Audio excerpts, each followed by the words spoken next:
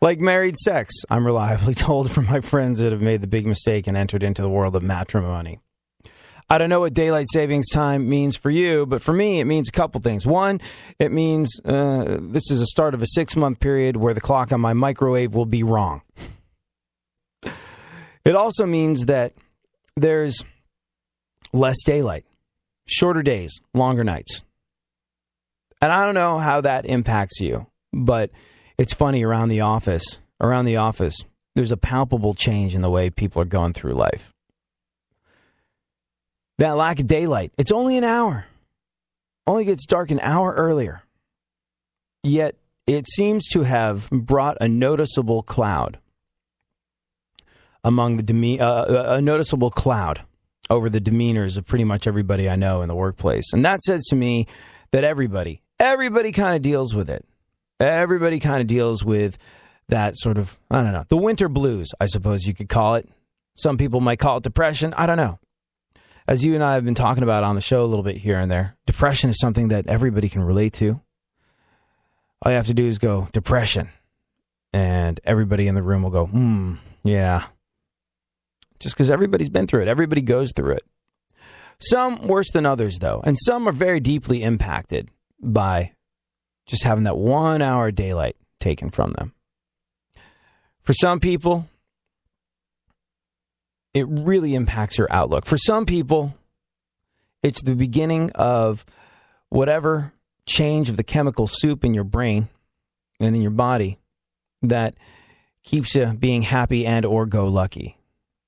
And it's easy. It's easy.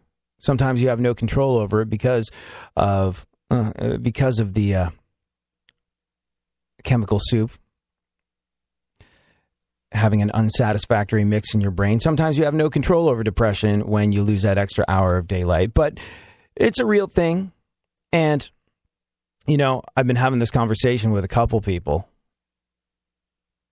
And what's interesting is when you talk about depression with other people, when they bring it up, I've had these conversations with probably 3 or 4 people over the course of the last few days since daylight savings time kicked in. People going like, oh, I'm really stressed out. What a week. This has been a tough one. Maybe I'm depressed. Maybe I'm depressed.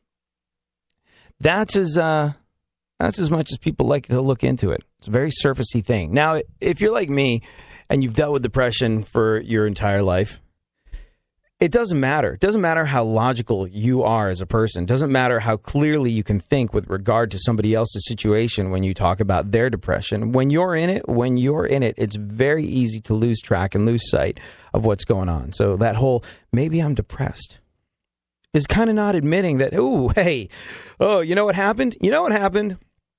The seasons changed. It got dark, and now I'm bummed the hell out. Happens every year. It's so easy to miss. A lot of people have it. A lot of people unwilling to kind of admit it, not only to other people, but to themselves. I don't like to admit it, really, only because to me, and this makes no sense whatsoever, to me, depression is a sign of weakness. It's a dent in your emotional armor. If you're like me, if you're someone that prides yourself on being able to go through life and handle your own business, because that's what real men do, or that's what solid, fully formed individuals do. I mean, forget being a man. I don't know. I've never been a woman, so I'm not entirely sure about the sort of like built-in societal and emotional knee-jerk pressures to be someone that handles your business.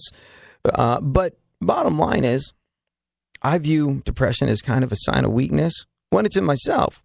When I see it in someone else, I know exactly what's going on, and I can advise them as far as what they need to do to get out of it. But when it's in you, when it's something you're dealing with yourself, it can be a really tough one. So,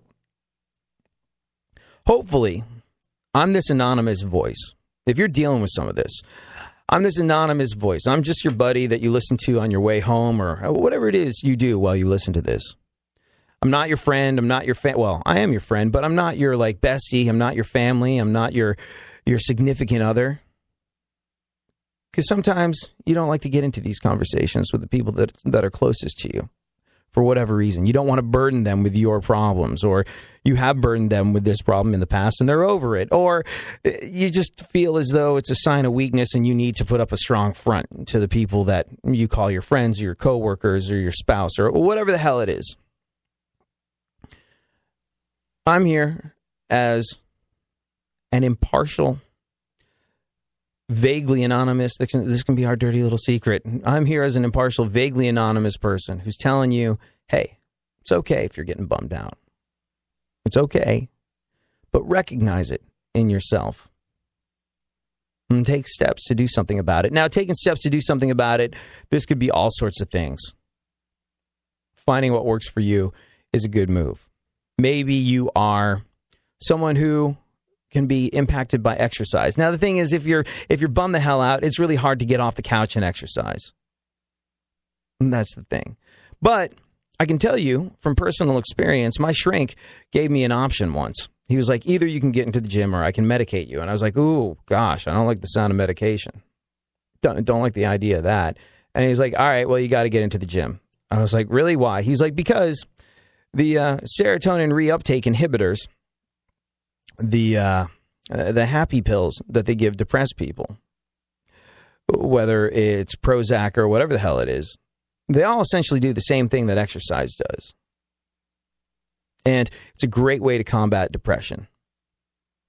You can get on the treadmill for like 20 minutes, take a brisk walk. I don't know. Whatever the hell it is you got to do, that can make a difference. Exercise works.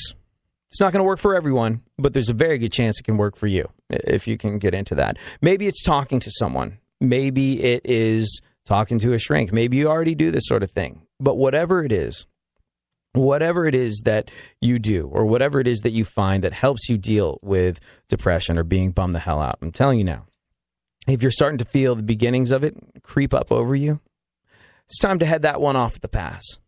It really is. You got to be working really hard over the next couple of months in the run-up to holidays. And holidays, oh yeah, those are happy, joyous times. Are they? Are they really?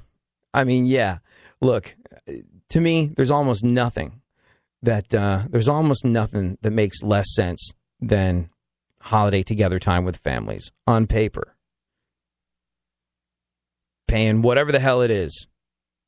Airlines ridiculously jack up ticket prices. So you're there going, all right, I'm going to work extremely hard so I can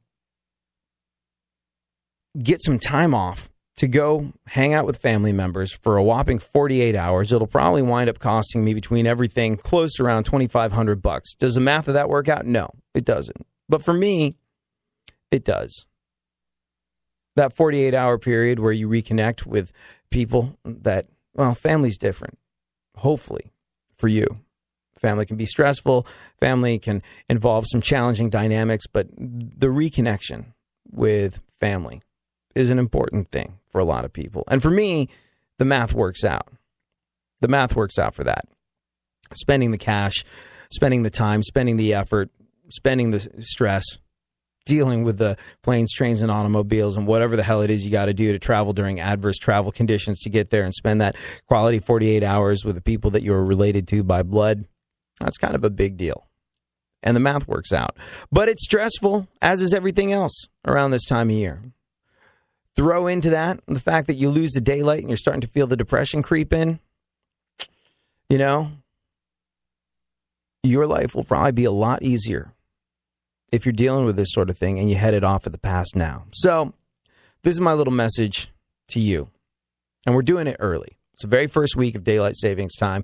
It's going to get darker. Things are going to get a little tougher with regard to everything that you're doing in the run-up to the joyous freaking Yuletide season and Thanksgiving and all of the above. So I figured I'd get that in now. Head your winter blues off at the pass. I don't know what it would be. It's different for everyone. But figure something out. Deal with it. Figure out a way to deal with it. Make that your little holiday gift to yourself, that you're going to take good care of yourself. Because you know what? The cooler you are with yourself, the cooler you're going to be to the people around you that matter the most to you. And let's face it, they deserve that. All righty then, Funkhauser. How are you feeling? You a little bummed out since we lost that hour of daylight?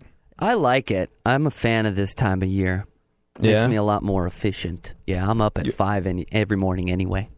You are? Mm-hmm. Were you before? Well, it's innate. It's in my blood. Because of morning drive radio, I'm just stuck getting up before the sun at all times. Wow. I hope that never happens to me. Someone said to me the other day, like, so what's next for you? You have a morning drive from somewhere? And I was like, I really hope not. They're like, well, it's the next logical step. I was like, I really like sleep. I have a hard time getting enough of that as it is. I don't know. Have you ever, you've done morning drive radio. What time did you get up in the morning to do that stuff? 2:45 for 10 years, brah. Wow. That is yesterday. I get up yesterday. Wow. It's crazy. Oh, man. So, you actually, if you get up at that hour, you probably experience the extra hour of daylight. No wonder you like this time of year. I can dig it, yeah.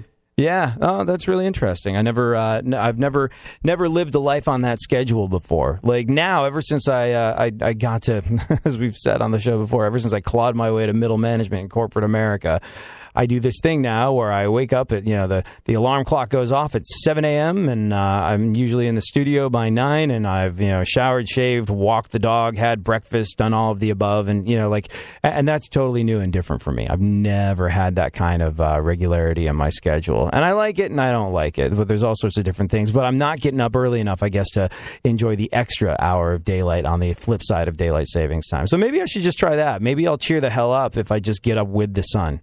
Yeah, just live in Eastern time zone all the time. You should be fine. Yeah. Leave my heart in New York. Alrighty then. Interesting things are afoot today in the news. What is going on in the news today, Funkhauser? Really quick, give us a preview of what's to come next. Oh, boy. Lots of things about the L.A. Clippers, the Census Bureau, the most dangerous occupations. Donald Trump. Wait till you hear what he called the DNC chair, Debbie Wasserman.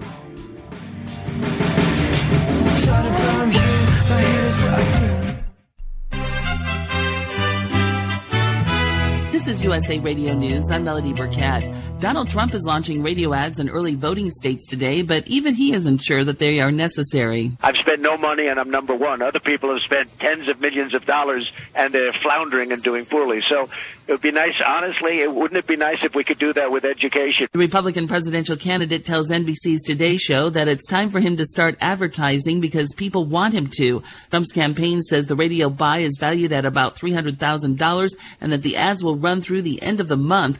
Meanwhile, a new poll finds Donald Trump and Dr. Ben Carson leading the Republican presidential field. The Fox News poll has Trump at 26% and Carson at 23% among Republicans who are polled nationwide. Florida Senator Marco Rubio and Texas Senator Ted Cruz follow with 11%. 6 other GOP candidates are pulling in the low single digits. This is USA Radio News, powered by westernjournalism.com. I'm Melody Burkett.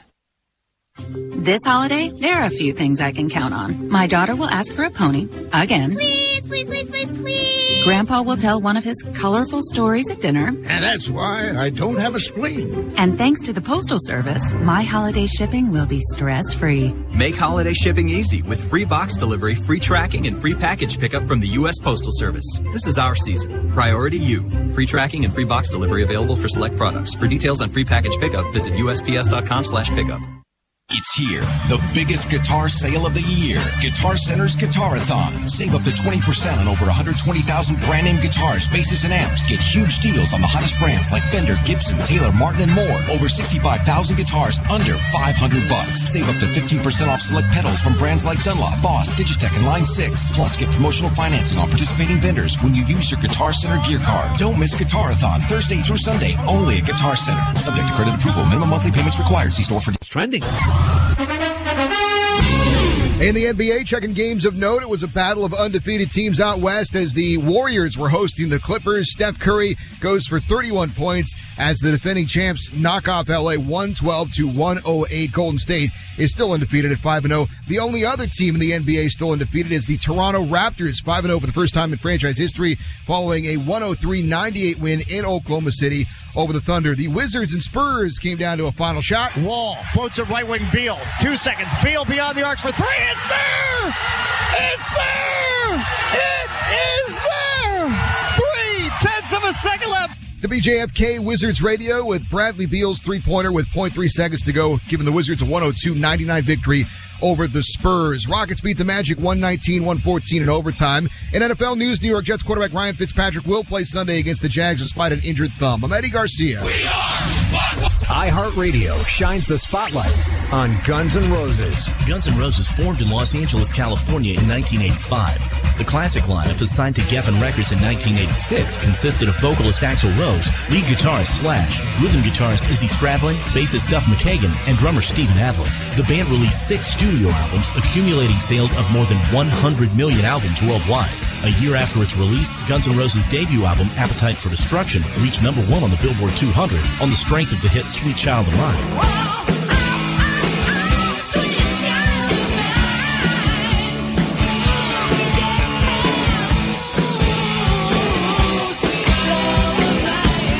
The album has sold in excess of 28 million copies worldwide, including 18 million units sold in the United States. The success of their debut was followed by their well-received GNR Lies in 1988. I knew I missed her, so I had to keep her. She's buried right in my backyard. Keep listening to iHeartRadio for more Guns N' Roses coming up. iHeartRadio shines the spotlight on the Rolling Stones.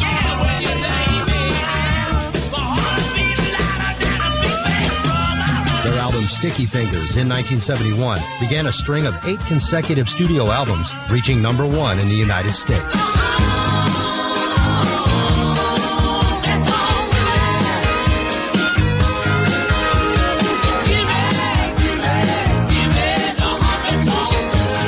Rock and Roll Hall of Fame inducted the Rolling Stones in 1989, and Rolling Stone magazine ranked them 4th on the 100 Greatest Artists of All Time list, with album sales estimated at more than 200 million worldwide. It's been over 50 years, and the Rolling Stones are still a force to be reckoned with. Keep listening to iHeartRadio for more Rolling Stones and all your favorite artists.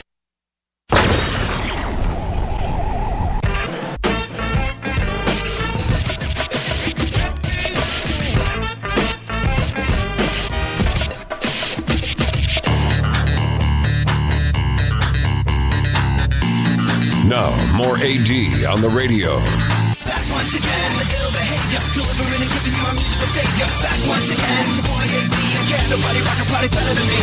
Back once again, the ill behavior, delivering and giving you a musical savior. Back once again, it's your boy AD again. Nobody rock a party better than me.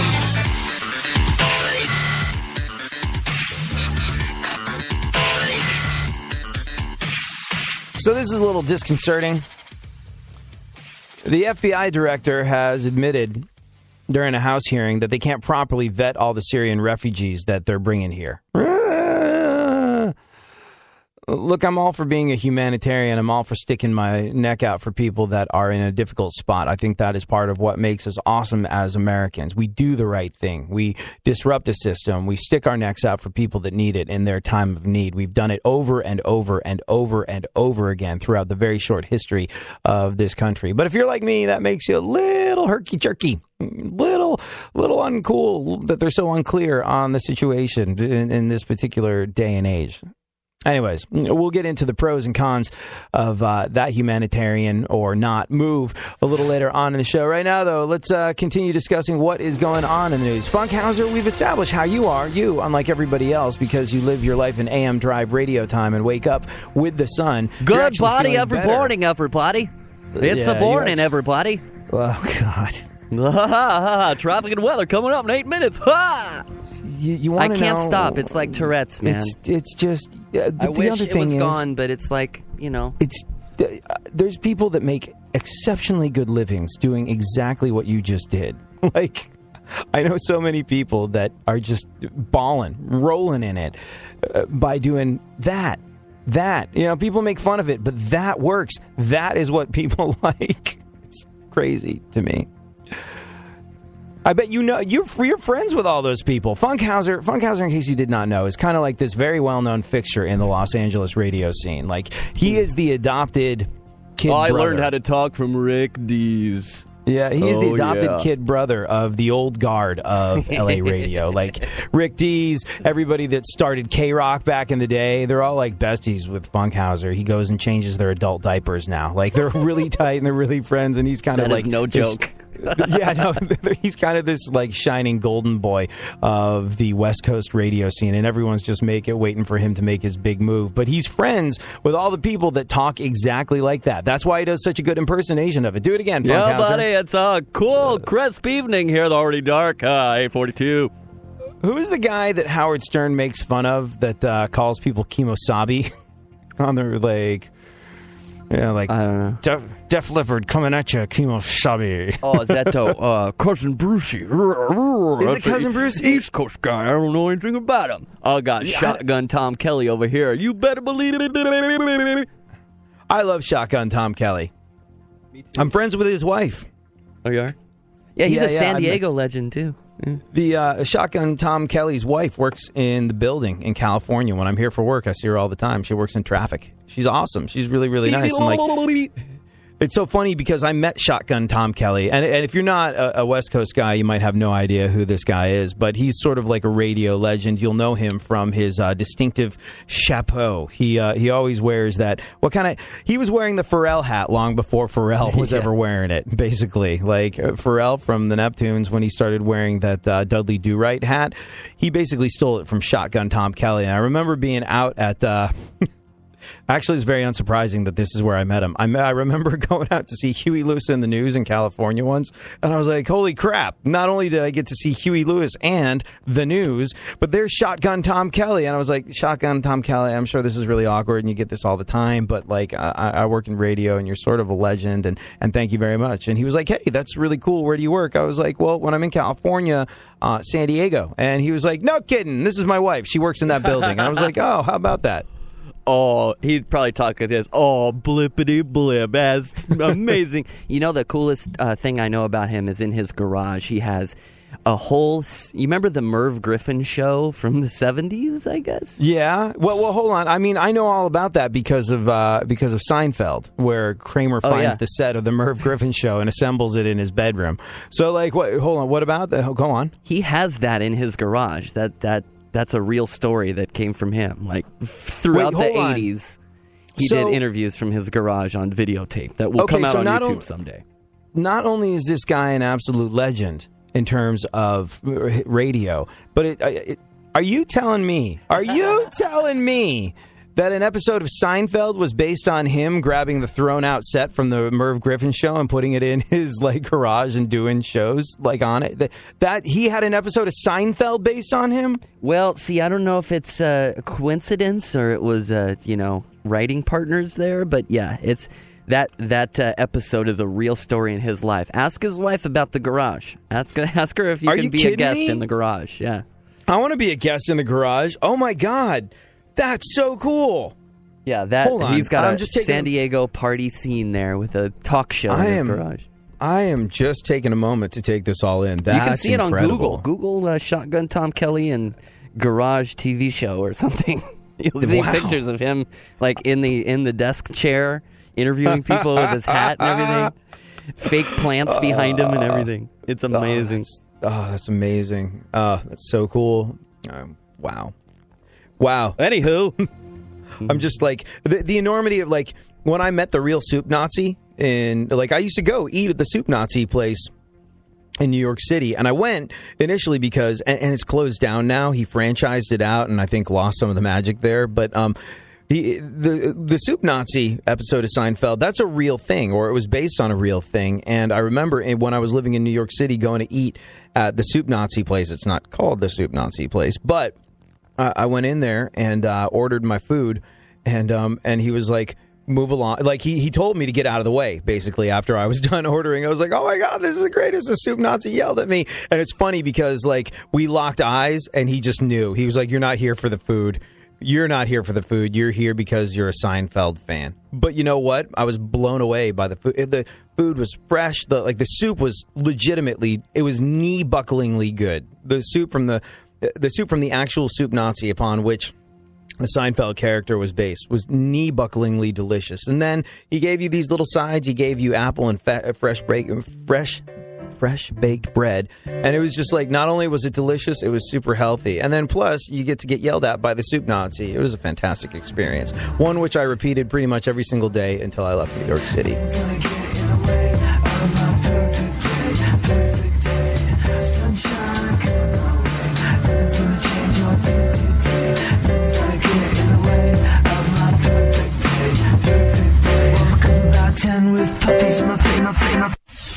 Now, a year in rock spotlight. 1973.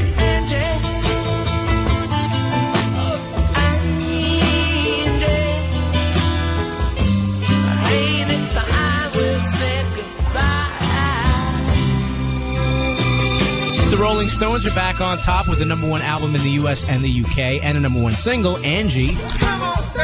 Let's Get It On is a #1 single and a #2 album for Marvin Gaye. Also in August of 73, Stevie Wonder is back with the #4 album, Inner Visions. And Florida band Lynyrd Skynyrd released their debut album, had a top 20 hit with Freebird, and tour opening for The Who.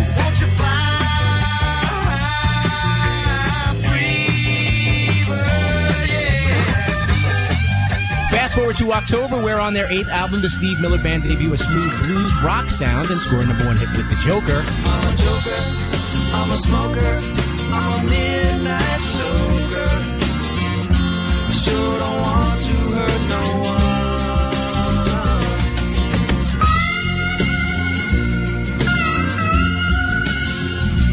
Keep listening to iHeartRadio for more from 1973. Coming up. iHeartRadio goes one-on-one with Mike Rutherford to talk about why he felt the documentary Genesis, Some of the Parts, was worthy of production. People forget from that one band, school band, you had the Gabriel career, the Collins, the Mechanics career, and then you put songs together. This is the key. You see a list of songs and you kind of go, In the Air Tonight, Invisible Touch, Living Years, Biko, and you kind of go, that's a great combination of songwriting. And so in a way, this documentary tries to sort of cement that a little bit. Because I meet people still these days who say to me, you mean you're the Mike and the Mechanics? They don't tie it in all the time. So in a way, this documentary, I think, helps do that. Keep listening to iHeartRadio for more Mike Rutherford and all your favorite artists. Now, someone who everybody wants to punch in the face. AD on the radio.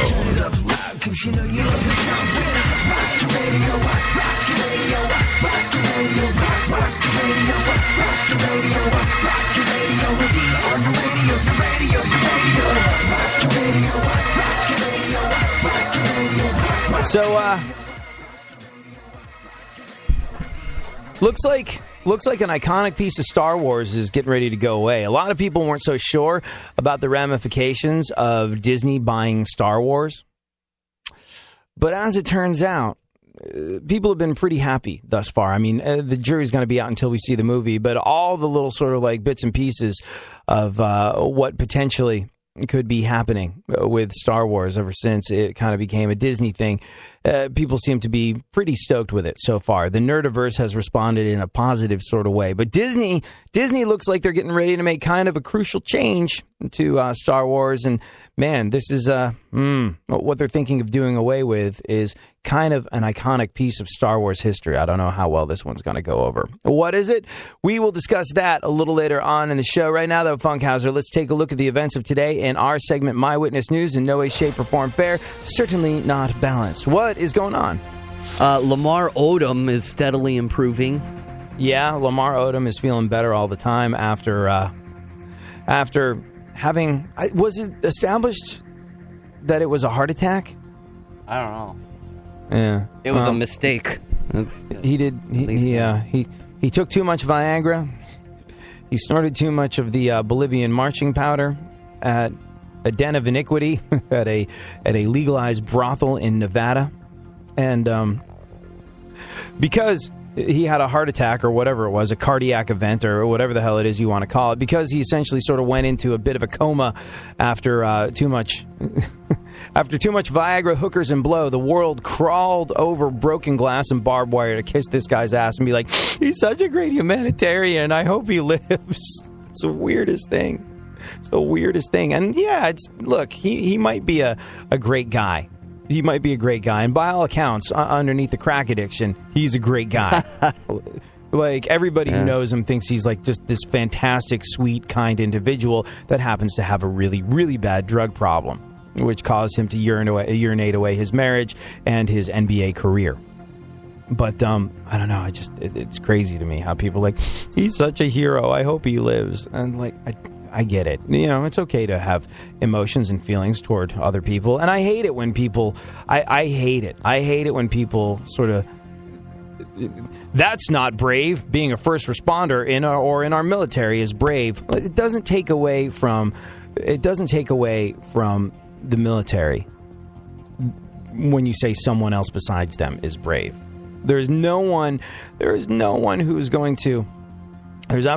who's going to go to the wall more to support our military. And yeah, you know what? There is a tremendous amount of hypocrisy in this country, especially at a government level where it's like, come and be a hero and fight for your country and blah, blah, blah. And then they suck people in with that rhetoric and then they absolutely discard them like broken toy soldiers after they're done with them. And that is why 1 out of every 3 homeless people in America happens to be a veteran.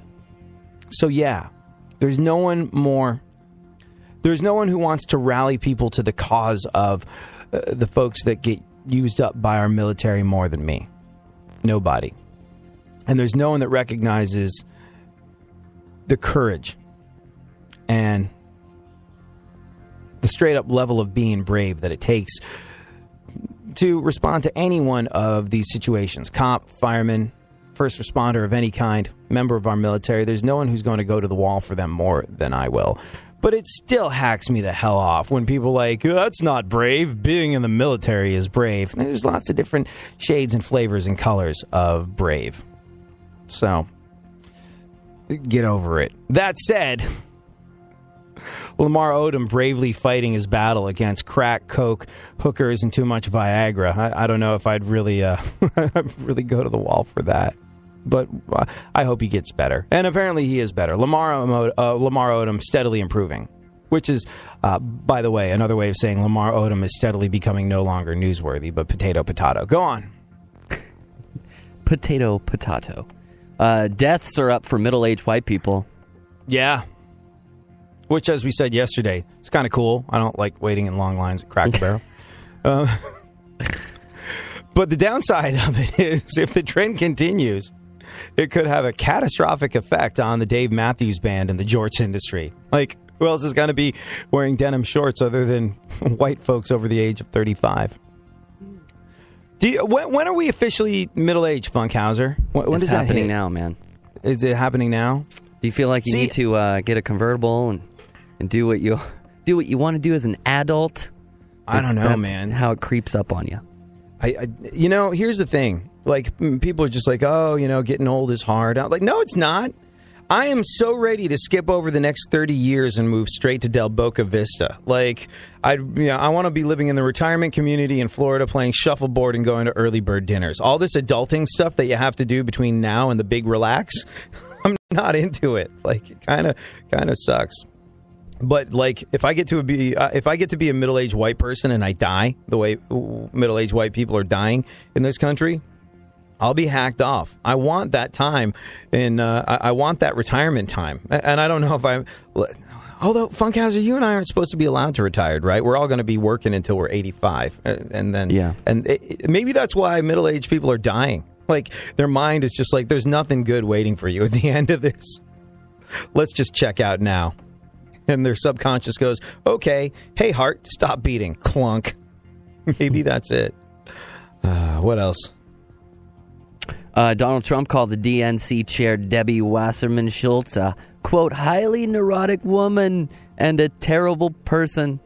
Yeah. Well, way to go, Trump. I agree with all the political experts who are saying it was by far the nicest thing Trump has said about anyone, at least during the course of his campaign. Do you think, all right, Funkhauser, like, you're not deeply mired in politics or anything of that nature? Go sports. Do you think, would you be willing to vote for Trump?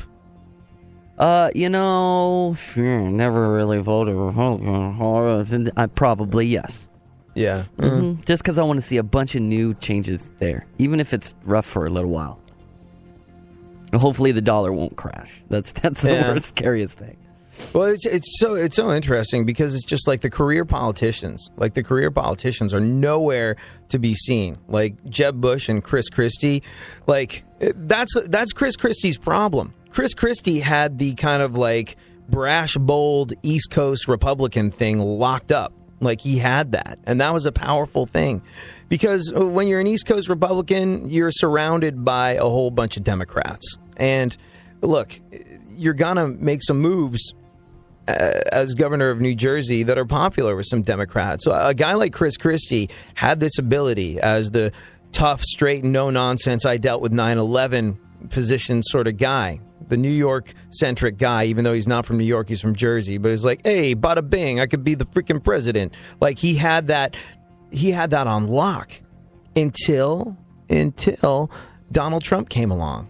And essentially, Donald Trump's positioning is like Chris Christie's on steroids, and he absolutely negated Chris Christie even being a part of the conversation. But I wonder if it's going to kick in where people go, oh, as attractive and as appealing as the idea of Donald Trump was, he's still Donald Trump, and that's just crazy. We can't have him as president. I wonder if then they're going to default to supporting Chris Christie, because essentially they're the same positioning. Only sort of like one is louder, brasher, and more orange. Go on.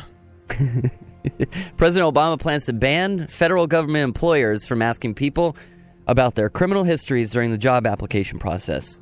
Right. So, we can have actual crooks as opposed to the white-collar variety that doesn't get caught working for our federal government. Why? Yeah. Porque? If I have to go through a background check to be a big mouth on the radio, then if you're going to work for the federal government, why the hell not? I guess the president's goal is to make it easier for former politicians to go back to working in government than being the crooks that they all are. Go on. A 3-year-old kid in Philly fell out of a 2-story window, but his life was saved when he landed on a painting of the Last Supper that just happened to be sitting in the family's backyard. Yeah. Weird story there. Well, solid evidence that Jesus saves. Or that hoarding does. Either or. Go on. There's a disorder called Cotard's syndrome. Cotard? Yeah. Where patients an interesting one. Patients think they're dead and they walk around as a corpse. Yeah, it's basically like zombie syndrome. Like, you think you're dead, you walk around thinking you're dead as a corpse. It's an interesting one. It is sort of like a foretelling of the potential zombie apocalypse. This disorder, Cotard syndrome, where patients think they're dead and they walk around as a corpse. In a related story, every single member of the Houston Texans offense has Cotard syndrome. Go on. I understand. According to a new report, 2/3 of the world's population has herpes. 2/3 of the world's population has herpes. Yeah. Remember that next time you're swiping right on Tinder. That's 30. That's 33. 66%. Is that 6 out of 10 doctors agree? Yeah. 2/3 of the world's population has herpes. So, take that. Anyone who says the Kardashians haven't affected change in the world. I still don't understand. So, one of the most important images in all Star Wars geekdom is Princess Leia in the slave bikini. Here's the dealio, though. Now that Star Wars is owned by Disney, we might have seen the last of that. I know. Let that sink in for a moment. Yeah. A Marvel Comics artist, guy called J. Scott Campbell, basically said during a Facebook conversation with a friend, he said he'd heard from 2 sources that Disney was going to stop doing Slave Leia merchandise. He said that we can't even draw Leia in a sexy pose at Marvel, let alone in that outfit. We also had a 3D Slave Leia statue killed at a major manufacturer because there will no longer be any Slave Leia merchandise. This is the cornerstone of... Oh, look, my phone's ringing. You should answer it. Yeah. Answer it like this. Hello? I don't recognize the number. Also, what the polite professional broadcaster would have done? Reject call with message. Next message. Sorry, I'm busy. Call back later. Which is so obnoxious. But then so is message. Anybody who would call me knows better. But yeah, Slave Leia. No longer a thing. One of the cornerstones of the Star Wars franchise. Has inspired many a nerdy disruption. It's inspired many a nerdy disturbance in the Force south of the equator since it happened in like 1983, I think was when Return of the Jedi came out. Yeah. He said, this artist at Marvel said, we can't even draw Leia in a sexy pose. He tried to downplay it later on Twitter, though, saying, quote, for the record, I didn't say this with any authority. I simply mentioned that it seemed to be the case. Timing's kind of interesting, only because in a recent issue of Interview Magazine, Carrie Fisher talked to Daisy Ridley, who's one of the stars of the new movie. And she told her, quote, you should fight for your outfit. Don't be a slave like I was. Make of that what you will. Thank you so much for hanging out. We'll be back tomorrow. We'll do this all over again.